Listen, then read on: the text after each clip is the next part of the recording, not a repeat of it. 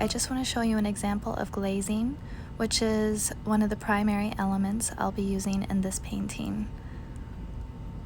With glazing, we'll be adding one layer at a time, making sure to allow each layer to dry. First, I'm wetting my tree here, my branch. I'm just giving it a nice even coat of water all over it, and I'm dropping in a little bit of all three colors from my triad. It's phthalo blue, quinacridone rose, and lemon yellow. When these colors come together, they do tend to make grays, which is perfect. If you want those desaturated tones, they're still very beautiful.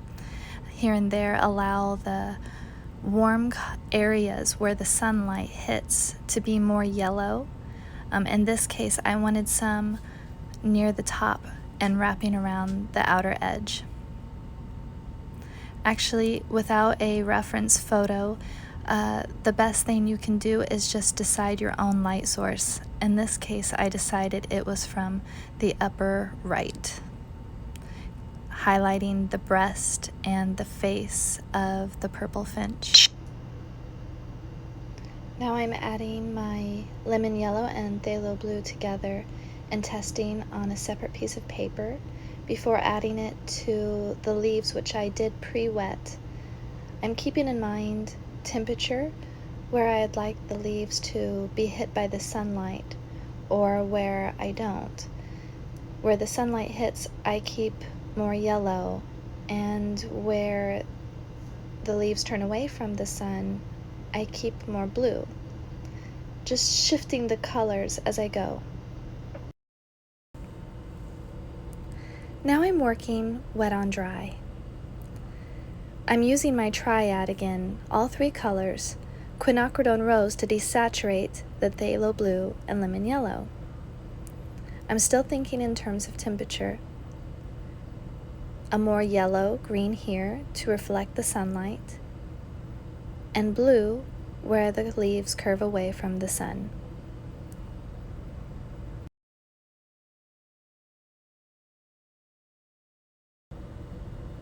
Now I'm creating a darker purple color to use for the shadow side of my branch. I'm following the curves and the lines and the bumps that I made, all on the left-hand side to keep it consistent and to create a realistic light source.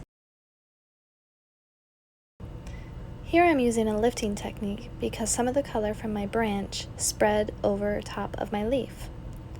Wet the area and wait just a moment, and then take a firm brush and scrub away the color. I'm going back now to creating a shadow side to my branch. Wherever there is too much color, I use my lifting techniques. And then where I need shadows beneath lines and curves, I add them in mostly cool tones.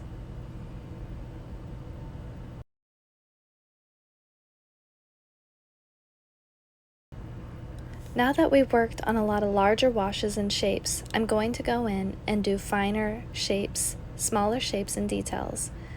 I'm also adding some yellow for warmth and variance of color. Once you have all your shapes in, add some shadows. This is where things really become alive. Here you'll see a spot on my page that I remove. It's real easy to remove any mishaps or accidents that you have. Just wet it first, let it sit for a moment, and then use a magic eraser. Just like this. Scrub it away as if you were scrubbing a stain from your shirt. It's really not too hard, but when you scrub the paper, don't dig into the grain. Have a light touch. I am using a magic eraser here. This is a really handy tool. If you don't have a magic eraser, it's okay to use a napkin or a brush. Just wet the area before you blot it away. Let it soak in for a moment. And then take your tool and erase the blemish.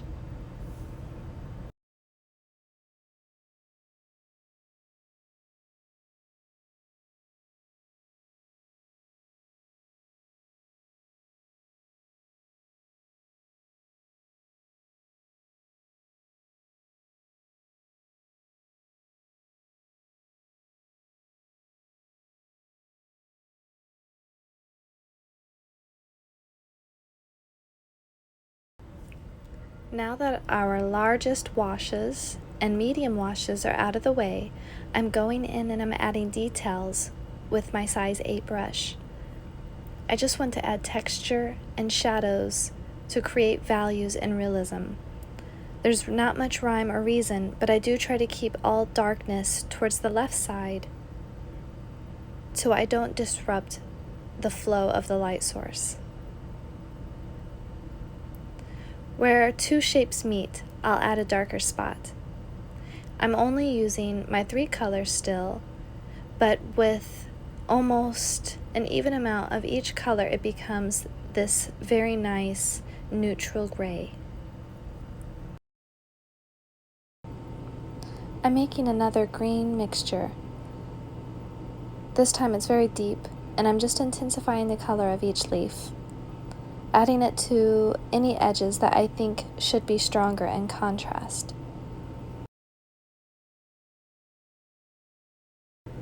I decided the branch was cut a bit too short, so I used my triad, making a gray color and spreading out the branch just a little bit until it disappeared, and then adding some details. I'm ready to move on. I get out my masking fluid, and I'll be putting it into a separate container so as not to dry out the rest of the masking fluid that's in the bottle.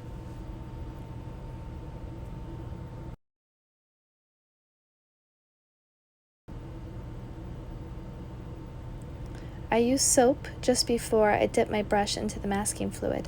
This is so I can rinse my brush off afterwards and my brush is still good.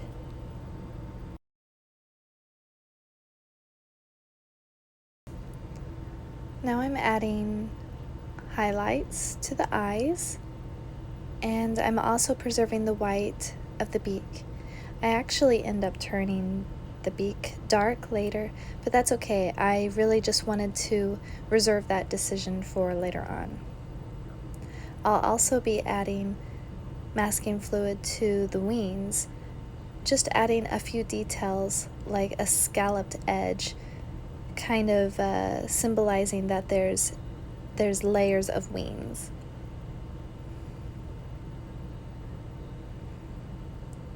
Adding another scalloped edge here to the upper layer as well.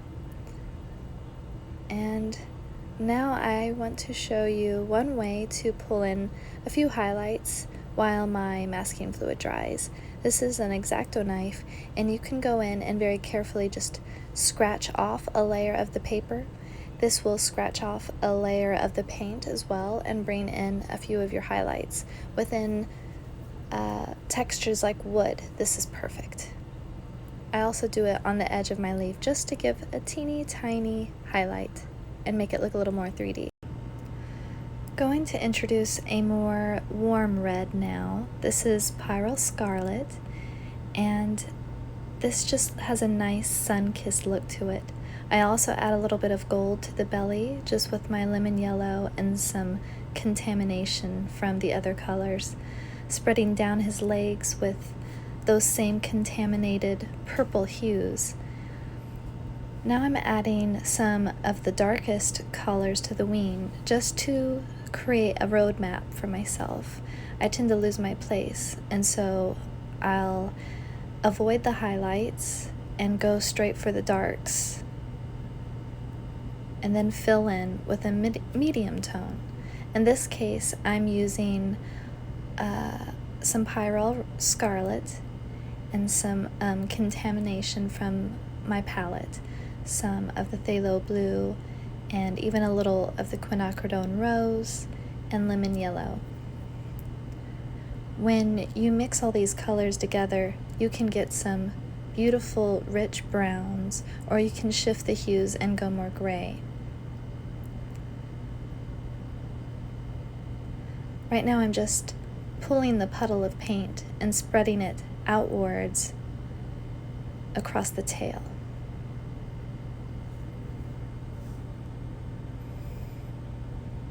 My brush is nice and wet, and this helps carry the pigment. I'm getting the whole area wet as I add this color into it, which is more of my same colors, but I shift the hues as I go for a more realistic touch.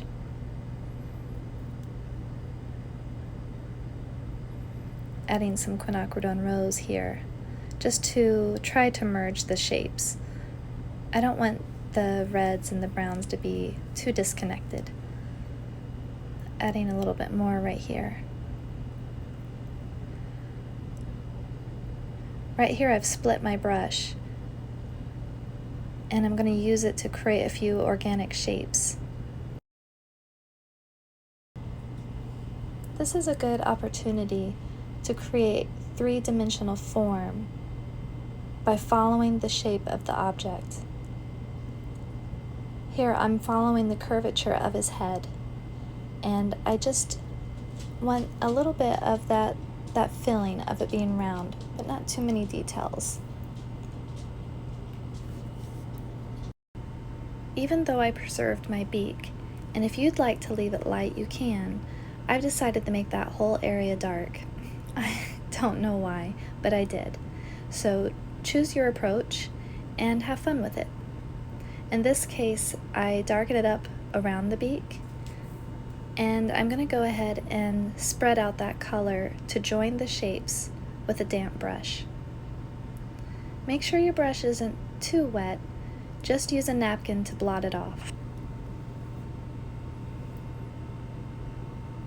I'm going to go ahead and rinse my brush off and blot it on some tissue again. This is just to get rid of the excess paint that you get from spreading it out. And as I do this, it makes the paint thinner and thinner and almost like a gradient, so there's a smooth transition. Once everything's dry, remove the masking fluid. I'm making a brown from all the colors I have. Brown's pretty easy to make when you just mix everything together. And now I'm thinking dark, light with my values. Where there's a white or a lighter color, I add a darker color behind it, and that makes it pop. For the wings, I just do little scalloped edges.